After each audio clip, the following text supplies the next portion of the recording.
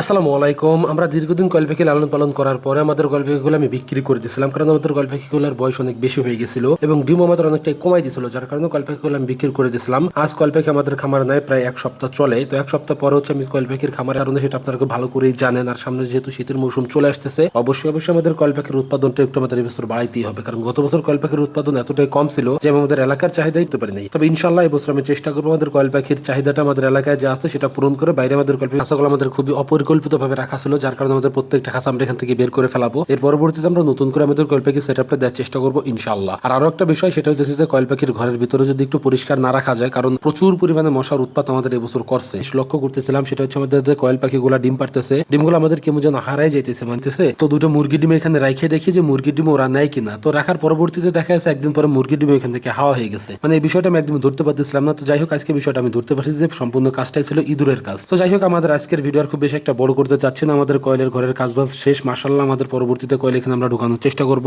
আজকের ভিডিও পর্যন্ত। আল্লাহ তাআলা যেন আমাদের খামার এবং কৃষিতে বরকত দান করেন। ধন্যবাদ সবাইকে। আসসালামু আলাইকুম।